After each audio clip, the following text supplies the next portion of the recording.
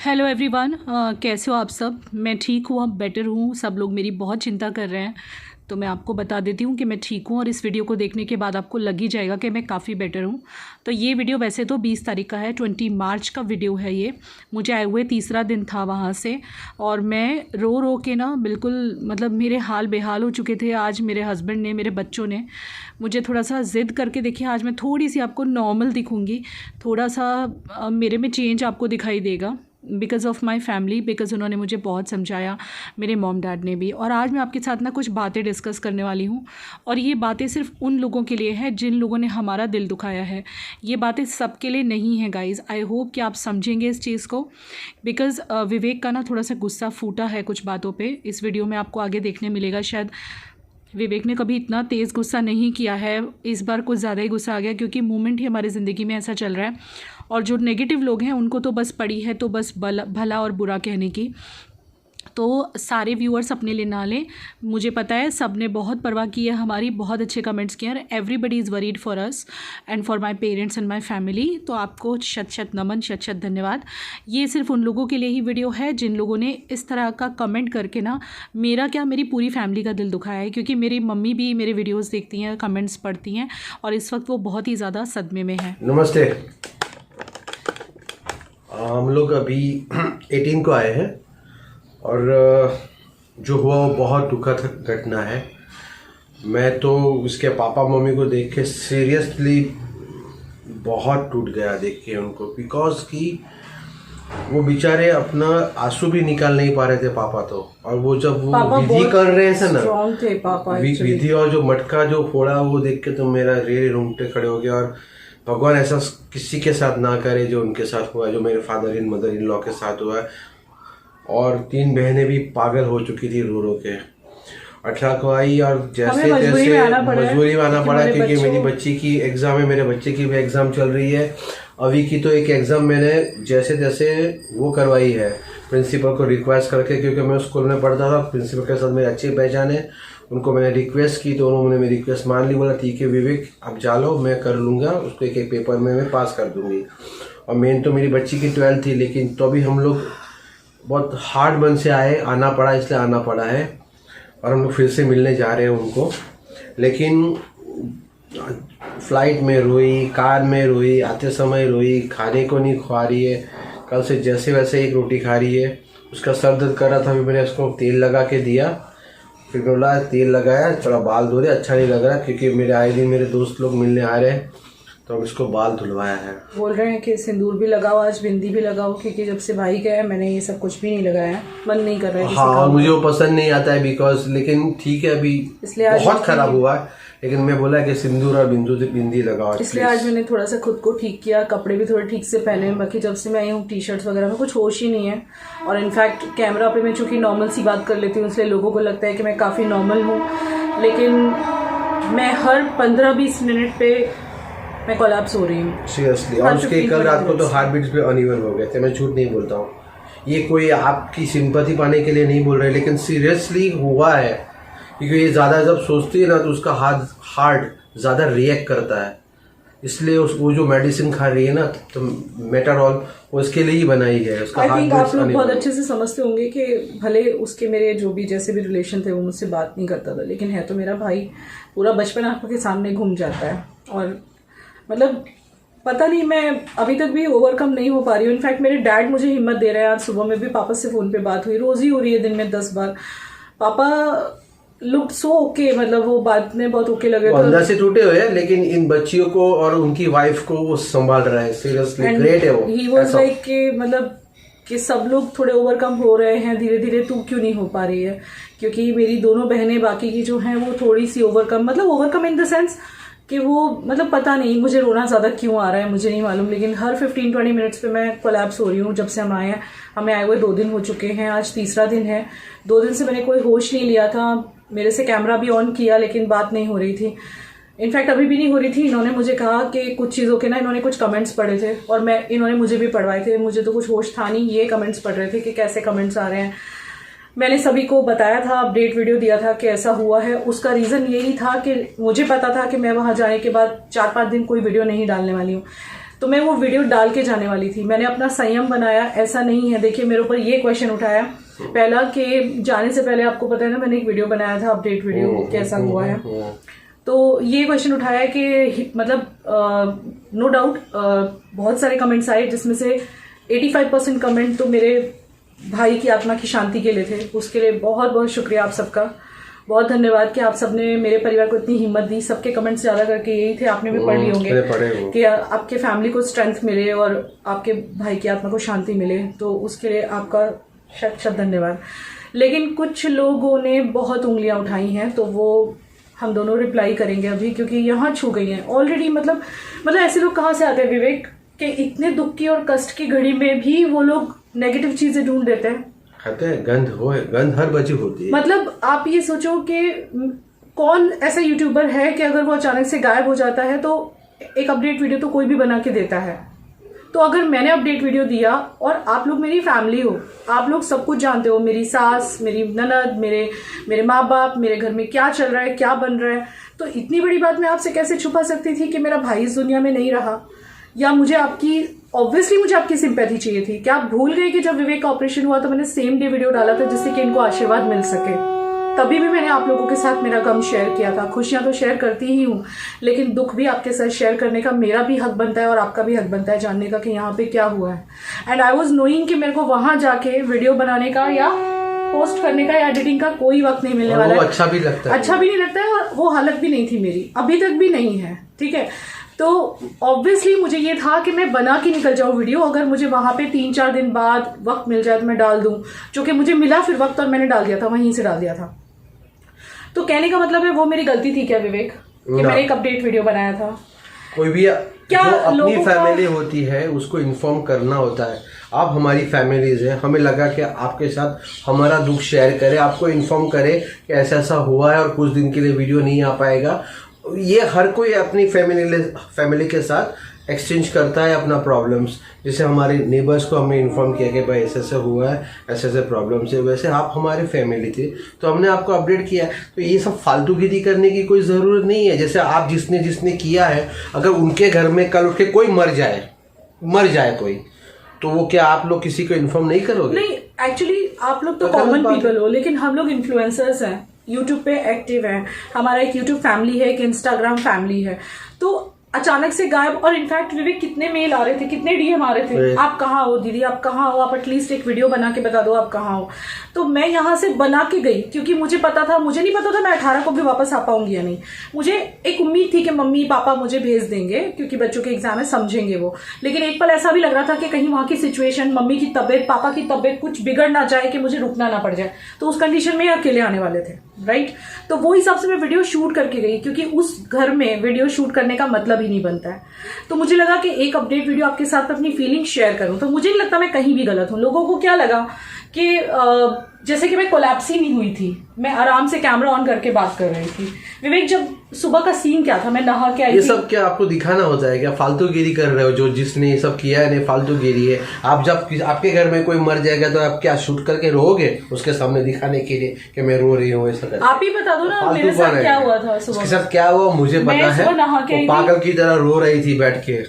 मैं गिर गई थी, रोते रोते गिर गई थी यार। जबकि उस भाई ने उनके साथ 25 साल 20 साल तक बात नहीं की थी कोई प्रॉब्लम की तब, तो भी वो पागल की तरह रोई थी। आप ये फालतूगिरी क्या करते हो यार, जो भी है। और इनफैक्ट मेरे इतने सारे पढ़े लिखे हो के तुम लोग इस तरह से कमेंट्स करते हो, अच्छा लगता है क्या? और वो भी इस कष्ट के टाइम पे, इस दुख की घड़ी में भी। मतलब अरे इसे समय में तो दुश्मन भी ऐसा कमेंट्स पास नहीं करता, वैसे आप फालतूगिरी कर रहे हो। ऐसे तकलीफ के टाइम में आप लोग नेगेटिव चीजें, आपके घर में कोई मर गया तो आप क्या ऐसा करोगे कि आप शूटिंग करके दिखाओगे कि मैं रो रहा हूँ, ऐसा करके फालतूगिरी कर रहे हो यार। जब मैंने वीडियो बनाया था 3:30 बजे दोपहर को बनाया था, और ये खबर हमें सुबह 9:30-10 ऐसे कुछ मिली थी। उस टाइम में नहा के आई थी, और नहा के बस मैंने अपना, जैसे मैं रोज देखिए, अभी भी एक लिप टिंट है, अभी भी लोग कह देंगे लिप टिंट, लेकिन इनकी रिक्वेस्ट पे लगाया ये मैंने बोला है, मैंने उसके हस्बैंड तो जिंदा है तो मैं नहीं बोलूंगा ना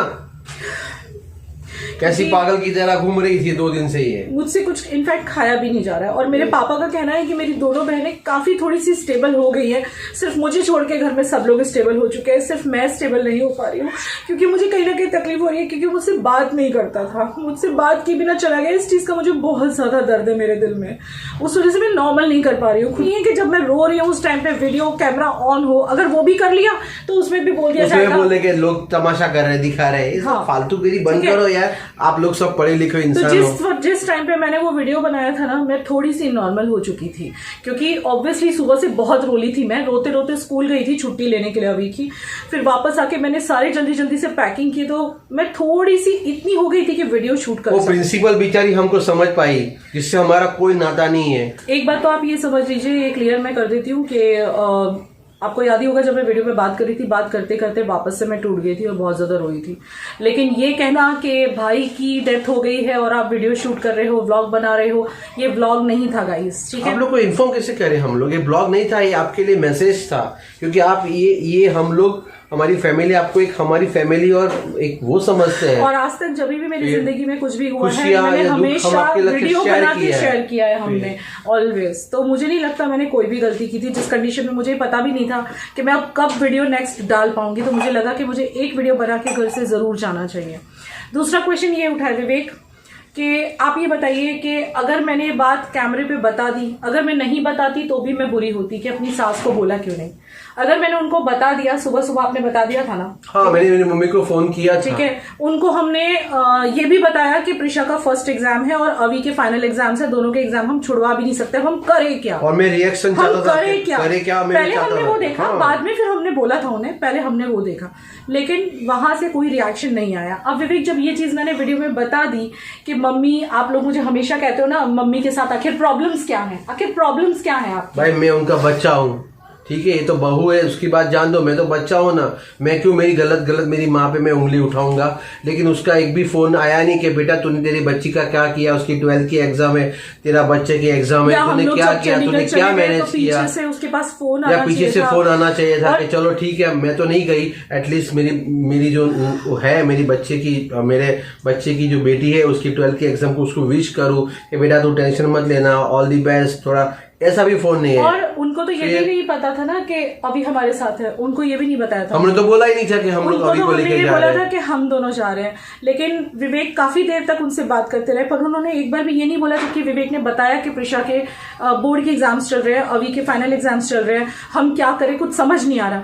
तो भी उन्होंने पलट के ये नहीं बोला कि मैं आती हूँ। और हमारा बहुत बार का एक्सपीरियंस हो चुका है, कुछ लोगों ने ये कमेंट किया है कि आपने हक से क्यों नहीं कहा उनको, क्योंकि ये पहली बार नहीं हुआ है विवेक, ये पहली बार हुआ है। कितनी बार हुआ है ये प्रॉब्लम, मम्मी ने मुंह से बोलने के बाद भी मम्मी नहीं आई है, मना ही किया है। आप लोगों को सबको तो हर बार तो ऑलवेज उनका यही रिप्लाई। कुछ लोगों का क्या कहना है पता है, भाई मर गया और सास को बदनाम कर रही है, भाई मर गया और सास को कैमरा पे बदनाम कर रही है। गाइस ऐसा नहीं है, ऐसा नहीं है। जो रियलिटी थी मैंने आपको बता दिया, नहीं तो कल को उठ के ये क्वेश्चन उठता कि आपकी बेटी को आपने मेड के पास छोड़ा तो आपने आपकी सास को क्यों नहीं बुलाया, आप ही नहीं चाहती होंगी, ये भी क्वेश्चन मेरे पे उठ सकता था। इसलिए मैंने आपको सच बताया कि उनको हम लोगों ने बोला कि हम क्या करें, लेकिन वो पलट के एक बार भी नहीं बोली। और जो ये क्वेश्चन था ना आपका कि आपने हक से क्यों नहीं बोला, तो मैं आपको बताती हूँ, जब इनको कैंसर हुआ था तब हक से ही बोला था, लेकिन जवाब क्या आया था विवेक, मैं नहीं आ सकती, मैं नहीं आऊंगी, कोविड चल रहा है इसीलिए। और प्रिशा काफी बड़ी हो चुकी है तो वो हैंडल कर लेगी। क्या कैंसर के टाइम पे हमें मेंटल सपोर्ट उनका नहीं चाहिए आप लोग ने हमें समझने की कोशिश करो ना, जो लोग नहीं समझ रहे हैं, आप उनको समझो यार। आपकी सिचुएशन है कि आप लाइफ में ऐसा होगा तो आप क्या करोगे। आप लोगों को कुछ नहीं पता है कि जब अपनी जवान लड़की को हम किसी ऐसे ही बस छोड़ के जाते हैं, नो डाउट हमारे पड़ोसी बहुत अच्छे, उन्होंने बहुत मदद की, लेकिन मन में तो रहता है ना, दादी आती तो बात और ही होती, फिर दादी आती तो शायद हम अभी को भी छोड़ मैं क्यों मेरी माँ को गलत बदनाम करूंगा। उसका एग्जाम ही मिस नहीं होता अभी का। आपने समझा, कोई भी बेटा नालायक भी हो ना बेटा, वो अपनी माँ को बदनाम नहीं करेगा, आप समझ लीजिएगा। अब मैंने ये चीज बताई तो मुझे ये कह दिया गया, मतलब मुझे ये समझ में नहीं आता कि अगर मैंने सच बात आपको बता दी तो उसमें आपने, मतलब इस दुख की घड़ी में भी आपने ये बोल दिया कि भाई मर गया और सास को बदनाम कर रही है। आपने एक बार ये तो नहीं सोचा कि सास का फर्ज क्या था, यहाँ पहुंचने का फर्ज था या नहीं था ना। जब ये बीमार हुए थे तब सास का क्या फर्ज था? कौन सी सास रुक जाती है अपने बच्चे की इतनी तकलीफ देख के? वो तो आप लोगों ने नहीं सोचा। लेकिन मेरे ऊपर उंगली उठाना बड़ा आसान है, क्योंकि मैं यूट्यूब पे आपका जो सामने फेस आता है आप उसी के पीछे ज्यादा पड़ जाते हो। मैंने नोटिस किया है। मेरे ऊपर उठा है अभी अभी मैंने कमेंट सेक्शन में देखा है कि आप इंस्टाग्राम पे ऐसे ऐसे रील बनाते हो तो शायद आपकी मदर इन लॉ इसलिए आपको पसंद नहीं करती। तो विवेक, वो आज की पसंद नहीं करती या वो 15 सालों की पसंद नहीं करती? 15 साल से पसंद नहीं करती। अभी तो फिर भी थोड़ी बेटर बिहेवियर हो गया उनका। पहले तो उनका बहुत वर्स्ट बिहेवियर था मेरे साथ। सारी बातें हम बता नहीं खोल के सकते, बता नहीं वरना सकते। खराब लगेगा, मेरी माँ का खराब लगेगा वीडियो पे, वरना आपको मैं कुछ बोल नहीं सकता। मैं बेटा हूँ, मैं क्यों गलत करूंगा, मेरी माँ को क्यों बदनाम करूंगा आज यार। तक वो कभी विवेक के रोए बिना या विवेक के गिड़गिड़ाए बिना यहाँ उनके पास नहीं आई हैं, कभी भी। ऐसा नहीं है कि मैंने उनके साथ कुछ किया है, कुछ नहीं किया है। वो मोस्ट वेलकम है, उनका बेटा उनका घर है, लेकिन वो कभी नहीं आती हैं। चलो नहीं आती, हम लोगों ने एक्सेप्ट कर ली ये चीज़, लेकिन कभी ऐसे ज़रूरत पड़ जाती है आड़े टाइम में, जैसे कि अभी हुआ, मुझे जाना पड़ा, दोनों बच्चों के एग्जाम थे। हमें उम्मीद थी मम्मी पलट के ज़रूर बोलेगी, लेकिन मम्मी ने, ये बात नहीं है कि चलो वो नहीं आई, लेकिन उन्होंने पूछा तक नहीं। उस दिन भी नहीं पूछा। हम चंडीगढ़ गए, वहाँ उनका फ़ोन आया था विवेक के पास, उन्होंने तब भी मुझसे नहीं पूछा ना विवेक से कि बच्चों को कहाँ रख के आए हो। उन्होंने पूछा ही नहीं एक बार भी कि बच्चों को कहाँ रखा है। ये चीज़ दिल को हर्ट नहीं करेगी? आप ही बताइए ना कि दादी यहाँ पे सिर्फ 3 घंटे की दूरी पे रहती है और मैं इतनी दूर गई थी अपनी बच्ची को अकेला छोड़ के। और दादी को तो ये भी नहीं पता था कि अभी हमारे साथ गया है। वो भी हमारे साथ नहीं गया था, मतलब हमारे साथ गया था, ये बच्ची अकेली थी, पर उनके हिसाब से वो यहीं पे था। तो आप इतने सारा, मतलब आप लोग कहाँ से लाते हो ये नेगेटिविटी कि इतने दुख की घड़ी में भी आपने मेरे पर इतने सारे प्रश्न उठा दिए। फिर एक क्वेश्चन ये भी उठा है कि इंस्टाग्राम पे आपको ये बताने की जरूरत क्या? देखिए, आज मैं आपको एक चीज बता देती हूँ। अब ये भी हो जाएगा ना, हम ब्लॉगिंग करने लगे। अब नेक्स्ट क्वेश्चन क्या उठेगा कि दोनों पति पत्नी को शर्म नहीं है, साला मर गया है, भाई मर गया है और व्लॉगिंग शुरू कर दी। तो आपको मैं एक बात पूछती हूँ, मेरी बहन और मेरे जिया जी, जिनके घर में सब मम्मी पापा हैं चंडीगढ़ में, जहाँ पे डेथ हुई है भैया की, वो भी अपने काम पे जाने लगे हैं। 3-4 दिन के बाद, 5-6 दिन के बाद वो भी जाने लगे हैं। तो क्यों हमारे वीडियोस बनाने को कोई इस तरह से नहीं समझता कि ये काम है, ये मेरी रोजी रोटी है? अगर मैं ज्यादा वीडियोस नहीं डालूंगी, काम तो मुझे आप लोग भेज दो पैसा हमको, आप मेरा घर चला लो, तो मैं ये काम छोड़ देती हूँ। मुझे तो आराम हो जाएगा। ये रोज का एडिटिंग कर करके मेरी एक आंख खराब हो चुकी है, मेरी एक आंख में प्रॉब्लम आ चुकी है। मैं आपको हमारा अकाउंट नंबर भेज दूंगा, हर महीने डाल दो पैसा। हर एक इंसान का एक काम होता है गाइस, उसके काम की रिस्पेक्ट करना जरूरी है। वर्क इज अ वर्कशिप, समझ लीजिएगा। अब एक बात बताइए, काम नहीं करेंगे तो हमारा घर कैसे चलेगा, मेरे बच्चों की फीस कैसे भरेगी, हम लोग कैसे चलाएंगे, मैं मानती हूँ, सर्वाइव कैसे होंगे? हाँ, मैं मम्मी डैडी के पास होती अभी तो फिर हम नहीं भी तो हम लोग नहीं करते। लेकिन अब घर पे आ गए हैं। आपको पता है, जिस वक्त मैं यहाँ से निकली थी 13 तारीख को, मेरे बहुत सारे कोलैबोरेशन पेंडिंग थे। महीने के स्टार्टिंग में मैंने इसलिए नहीं किया क्योंकि होली आ रही थी, तो मैंने सोचा कि चलो होली के बाद आराम से करेंगे, लेकिन फिर वो कोलैबोरेशन रह गए क्योंकि ऐसा सब हो गया, मैं वहां चली गई। आप ये भी तो सोचिए ना कि घर भी चलाना है, हमारी रोजी रोटी, इसी से हमारा घर चलता है। मैं कैसे छोड़ सकती हूँ ज्यादा टाइम अपना काम करना? मुझे इंस्टाग्राम पे भी ना चाह के भी, चाहे मैं अंदर घर में रोती रहूं, लेकिन फिर भी मुझे वहां भी एक्टिव होना पड़ेगा और यहाँ भी एक्टिव होना पड़ेगा, क्योंकि मुझे अपने परिवार के लिए पैसे कमाने हैं, अपना घर चलाना है, अपने बच्चों को, पति को, सबको देखना है। आपने ये तो नहीं सोचा, 2 मिनट में आप लोग बोल देते हो कि व्लॉगिंग स्टार्ट कर दी और इसको तो कोई फर्क ही नहीं है, भाई मर गया और ऐसे व्लॉग बना रही है। आपने कभी ये सोचा कि वो औरत कितनी मजबूर होगी कि अंदर अंदर रोती रहती है, लेकिन वो आपके सामने हंस के व्लॉग बनाने की कोशिश कर रही है, जस्ट इसलिए कि इनकम हो सके, घर चला सके। मोटिवेट करना चाहिए। आप लोग हमारी फैमिलीज है, तो आपने तो हमें मोटिवेट करना चाहिए कि दीदी मत रहो, carry on, the show must be go on, ऐसा क्यों बोला गया है? आप कभी सोच के देखिएगा कि अगर आपके सगे भाई के साथ, भगवान ना करे ऐसा हो, तो क्या आप खुशी खुशी हंस के वीडियो बना पाएंगे? लेकिन हम इन्फ्लुएंसर्स, यूट्यूबर्स वो भी करते हैं क्योंकि हमारा घर चलता है इस पे। जिनका भी घर चलता है वो लोग ज्यादा छुट्टी नहीं ले सकते। हाँ, जिनका घर उस पर नहीं चलता हो, साइड इनकम हो, तो वो लोग छुट्टी ले सकते हैं। मैं कितनी छुट्टी ले सकती हूँ? आप ही बताइए ना। कितने दिनों में मैंने सिर्फ 2 या 3 ही व्लॉग डाले हैं, तो आप सोचो ना मेरी सैलरी कैसे आएगी? ऑलरेडी आजकल व्यूज नहीं आ रहे हैं। कुछ लोगों ने ये भी बोल दिया है कि व्यूज के लिए 14 मिनट का अपडेट वीडियो बनाया। तो मैं आपसे ये पूछती हूँ कि व्यूज के लिए मैं ऐसा क्यों करूंगी? चलो एक वीडियो पे आ जाएगा, या जितने दिन ये टॉपिक चल रहा है उतने दिन आ जाएंगे व्यूज, फिर तो नॉर्मली हो जाने हैं ना फिर से। तो क्या ये 1 महीने से हमारी जिंदगी चल जाएगी?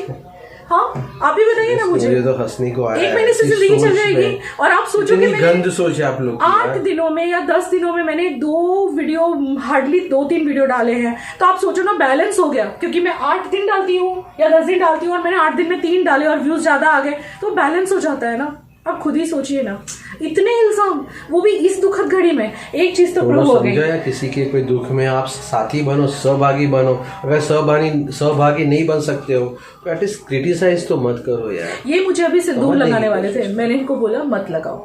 हाँ, फिर आप सोचोगे कि मैं तो जिंदा हूँ ना, मेरी सिंदूर तो लगना चाहिए ना मेरे नाम का। मैं जब से आई हूँ ना मैंने सिंदूर लगाया है, ना मैंने बिंदी लगाई है, ना मैंने लिप टिंट लगाया है। जिस दिन से मैं आई हूँ, ये आज इन्होंने लगवाया है कि नहीं रुचि थोड़ा सा खुद को ठीक करो, कोलैबोरेशन पेंडिंग है। हाँ, काम तो शुरू करना ही है ना, मैं मानती हूँ वो गया है, सब कुछ मानती हूँ। मेरी बहन भी ऑफिस जाने लगी है, मेरे जिया जी भी ऑफिस जाने लगे हैं, तो दूसरे जैसे जा रहे हैं। मेरी बहन की जो बेटी साइंटिस्ट है, वो मेरी बहन की जो बेटी है वो भी जॉब करती है, वो भी हमारे सामने ही जाने लगी थी। हम वहां थे ना चंडीगढ़, तभी वो जाने लगी थी। क्योंकि देखिए जिंदगी तो चलानी है, मैं मानती हूँ वो गया, उसकी कमी कोई पूरी नहीं कर सकता, और मैं इससे ओवरकम जल्दी से हो भी नहीं पाऊंगी इस चीज से। लेकिन मैं ये नहीं भूल सकती कि काम तो फाइनली मुझे करना ही है। अगर मैं कोलैबोरेशन वो नहीं करूंगी पूरे, तो मेरे को पैसा कहाँ से मिलेगा मेरे परिवार के लिए? आपको पता है अभी इनकी कोलोनोस्कोपी ड्यू है।